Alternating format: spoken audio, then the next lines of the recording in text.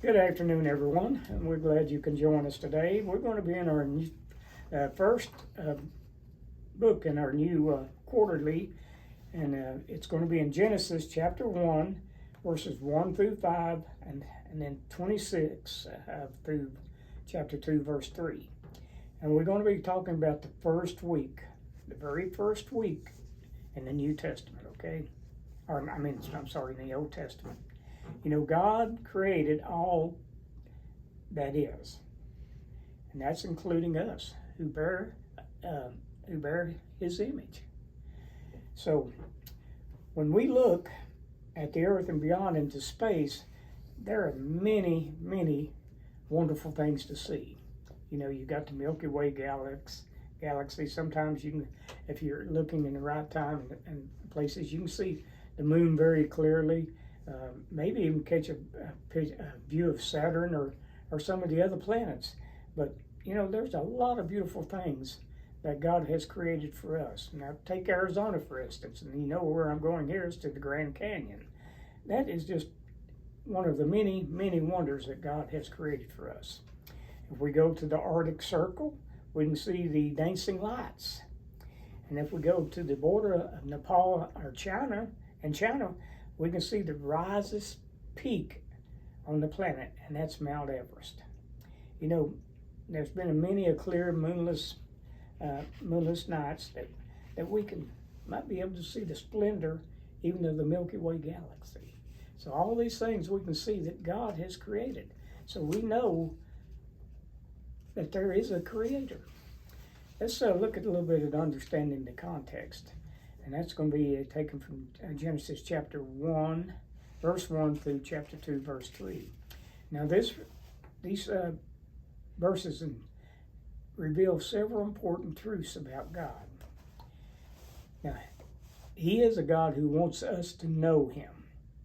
So one might think that what Genesis first reveals about God is that He is the Creator. And that is the truth. He is the Creator. But however, as the Holy Spirit inspired Moses to write the first 5 books of the Old Testament, God was demonstrating His desires that we know Him even there. Now, given this revelation of Himself, God reveals that He is the Creator. Now, this truth reveals as much about who God is as it does about what He's done. Now, first, one of the truths is that it means God is eternal. He existed before He created the universe, and everything comes from Him. And if we look at Psalms chapter 90, verse 2, it says, "Before the mountains were born, before you gave birth to the earth and the world, from eternity to eternity, you are God." Now, second, because God is Creator, everything belongs to Him. Now, Moses proclaimed to Israel that the heavens, indeed the highest heavens, belongs to the Lord your God, as does the earth and everything in it. And that was in Deuteronomy chapter 10, verses 14. Now, the third truth is that God is the Creator, as the Creator demonstrates He has the authority and power to sustain His creation. See, Jeremiah declared that God made the earth by His power and established the world by His wisdom and spread out the heavens by His understanding. Now, when He thunders, the waters in the heaven are in turmoil. And when He causes the cloud to rise from the ends of the earth, He makes lightning for the rain and brings a wind from His storehouses. And that's in Jeremiah 10, verses 12 through 13. Therefore, when the Bible reveals that God is the Creator, it is stating as much about who He is as about what He has done. Now, to recognize God as the Creator recognizes not only that He created everything, but also His power and His sovereignty over all creation. So let's go on into exploring the text now. And we're going to be in chapter 1, verses 1 through 5 of Genesis. And we're going to probably do verse at a time here. Let's look at verse 1 first. In the beginning, God created the heavens and the earth. Now, it's no coincidence that the beginning of the Bible and the beginning of all things begins with God as its subject and its source. Everything begins with God. Failure to acknowledge this truth is a great error. The fact that God created the heavens and the earth assumes that he existed before he created the totality of the cosmos. He is eternal. Hebrews 1 verses 10 through 12 tells us that.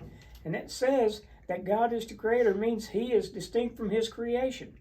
We are creatures. He alone is the creator. So let's look at verse 2 now. Now the earth was formless and empty. Darkness covered the surface of the watery depths, and the Spirit of God was hovering over the surface of the waters. Now to say that the earth was formless and empty means that it was uninhabitable. There was nothing on it. And the following verse describes the 6 days of creation on how God formed and filled the world with abundance and order. Now the scriptures associates the Spirit of God with the breath of God, life and creation. And we can see that the verb hovering is used to describe an eagle protectively fluttering her wings over her young. You see, there is no life apart from the Spirit of God. Verses 3 through 5, it says, Then God said, Let there be light, and there was light. God saw that the light was good, and God separated the light from the darkness. God called the light day, and the darkness is called night. There was an evening, and there was a morning, one day. Now, verse 3 begins with a narrative describing the 6 days of creation. The description of the first day establishes the pattern for all 6 days. Each begins with a creative word. The result, an assessment that it is good. And we can see that it says, Then God said. Now that's recorded 7 times throughout this section. The words, Then God said. God spoke the words in authority and power, and it was more than sufficient to create the universe as he pleased. Now, this clearly teaches that God created the totality of the universe through his authoritative, powerful decrees and nothing else. See, he didn't need nothing else to create this. Just by speaking his word. Now, the Gospel of John reveals that Christ is the Word, who in the beginning was with God, and all things were created through him, and apart from him, not one thing was created that has been created. That's in John chapter 1, verse 3. See, God commanded, Let there be light. And that broke through the darkness described in verse 2. See, the first thing God created was light, and the rest of creation will happen in the light. As the Apostle John spoke of Jesus at creation, he indicated that Jesus is the light that shines in the darkness, and that the darkness did not overcome it. And we can see later in John chapter 8, verse 12, that Jesus declared, I am the light of the world. The light did not shine from the sun, which was not created until the 4th day. But the Lord himself was the light that shined. Now in verse 4, God observed the light and saw that it was good. It is the first of 7 times that God evaluates something as good in his creation. Light dispelled the darkness that had been over the earth. Whatever produces life, promotes life, and preserves life is good. God separating the light from the darkness is the first of 3 separations he performed in creation. Now in verse 5, God named the light day and the darkness night. The act of naming something or someone not only recognized existence, but also demonstrated that the one who was doing the naming has authority over what or whom was being named. Now this prerogative was given to Adam when God permitted him to name the animals, indicating that God had given man dominion over the animals. Now, following God's naming of the light as day and the darkness as night, the day ended, and as each of them did, God stated, there was an evening and there was a morning, followed by the number of day it was. Let's look at verses 26 now. Then God said, Let us make man in our image according to our likeness. They will rule the fish of the sea, the birds of the sky, the livestock, the whole earth, and the creatures that crawl on the earth. And before looking at what happened on the sixth day of creation, it's worthwhile to summarize what God did on days 2 through 5. Now, on the second day, He separated the waters separated the waters below from the waters above. That is, He divided the waters on the earth from the atmospheric moisture above. On the third day, God separated the waters, the seas, from the dry land, the earth. Next, God commanded that the earth produce vegetation and trees bearing fruit with seed in it according to their kinds. Now, on the fourth day, He created the light-bearing bodies of the moon and the stars for the night and the sun for the day to distinguish seasons and days and years. On the fifth day, God created the creatures of the seas and skies, with each kind differentiated by its species. Then in verse 26, God declared His intentions to create humanity, saying, "Let us make man in our image according to our likeness."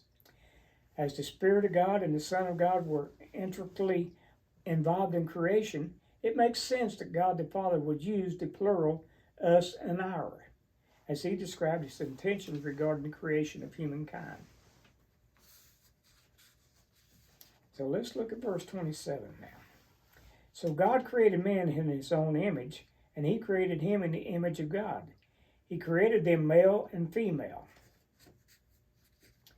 So we can see here in verse 27, God created the human race, both male and female, as bearers of His image. See, this is the climax of God's creative activity. At the very least, being created in the image of God means that every person has communicated attributes that came with the inbreathing of the breath of life from God.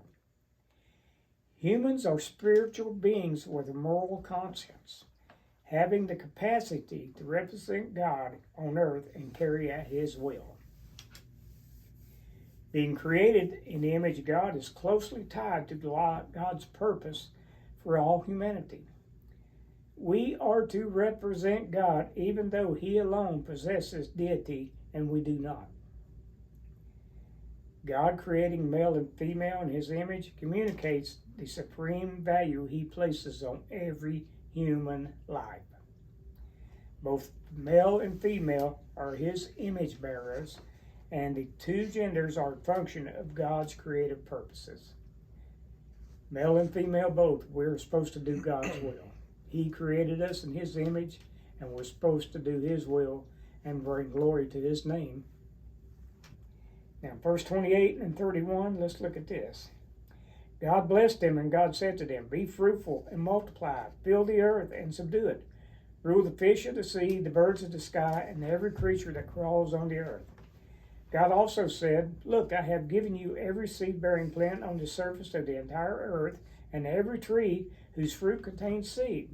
This will be food for you, for all the wildlife of the earth, for every bird of the sky, and for every creature that crawls on the earth, everything having the breath of life in it.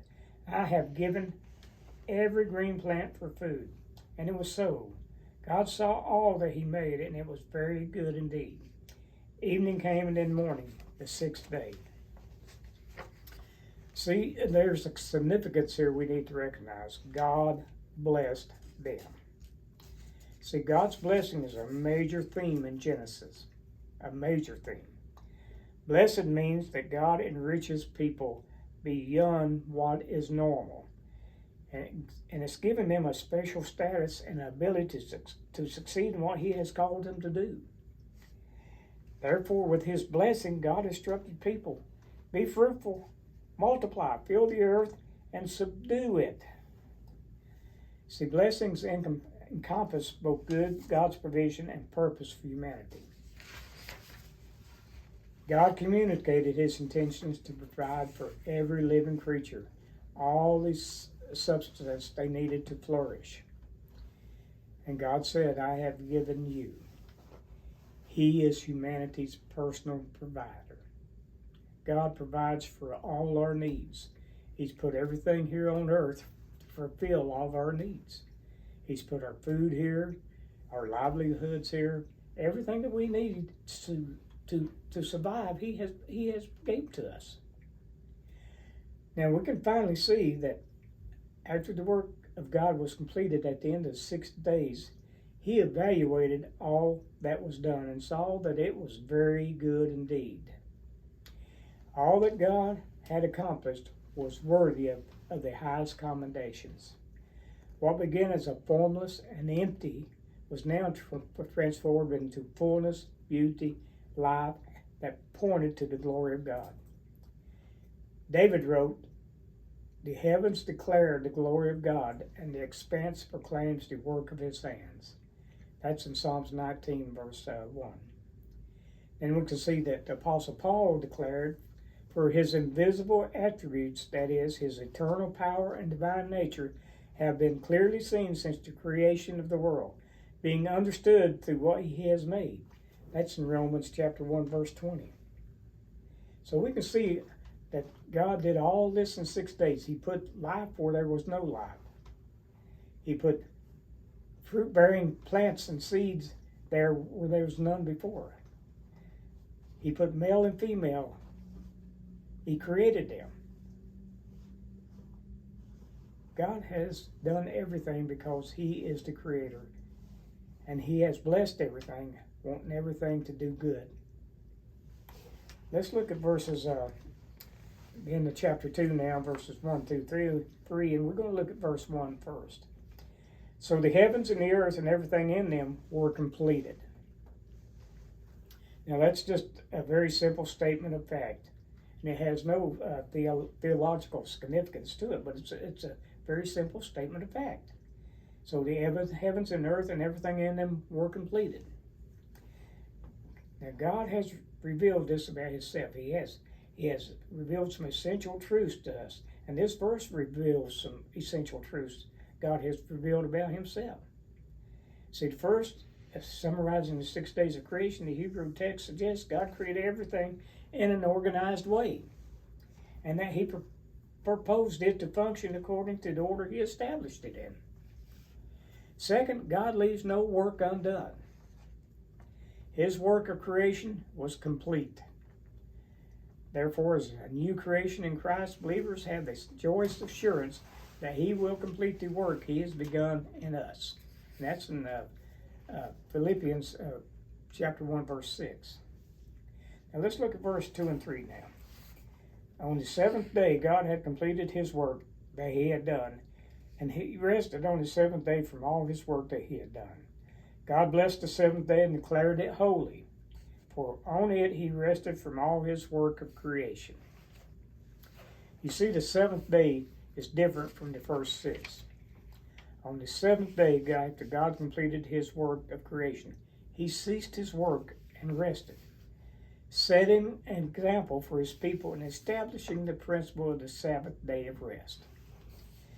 And you can see all this in Exodus chapter 20, verses 8 through 11, and Deuteronomy chapter 5, verses 12 through 14. Now, God's completion and cessation of His work in creating the universe does not mean He is done working in it. Jesus makes this clear in John chapter 5, verses 16 and 17. Now, unlike the previous 6 days, God uniquely blessed the seventh day and declared it holy. The Sabbath is blessed because it is on the seventh day that God rested from all His work of creation. God declared that day a day when no work was to be done, and a day that was to be especially devoted to Him. The Sabbath should be a reminder to all believers of the rest they have in Jesus Christ. Ultimately, Jesus is our Sabbath rest. Now, how does observing a day of rest affirm God's activity in creating all that we know and see? Study on that question as you go through the rest of this week. And keep in mind, God created all that is with purpose. God had a purpose behind it. It's all organized, and things that are organized are done so because of a purpose. God created humanity to represent His interest in His creation. God created us to take care of His creation. And I look around sometimes and I think we've done a pretty poor job in a lot of areas of maintaining His creation, but God knows that we're trying our best. God set aside the seventh day to reflect on God's creative work, and that's what we need to be doing on the Sabbath, is worshiping Him and reflecting on His work and what He has done. I hope you have a good rest of the week. I hope the weather kind of warms back up. I'm already tired of the cold weather, and I'm sure you're getting a little tired of it too. Hopefully we'll see each other Sunday morning, and God bless you, and have a great rest of the week.